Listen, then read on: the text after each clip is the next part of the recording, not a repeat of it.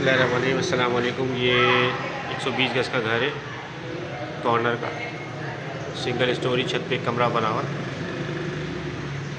ये भी नया कलर हुआ है, सारा वाइट वॉश होना है।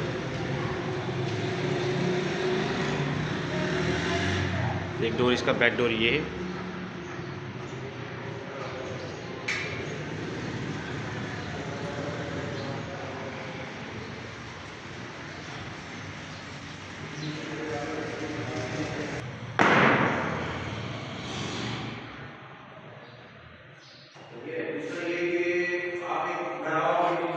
ये देखें, ये जी किचन है इसका।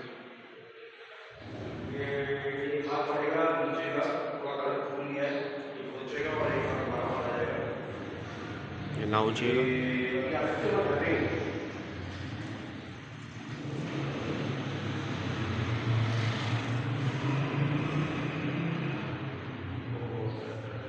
ड्राइंग रूम है आपका।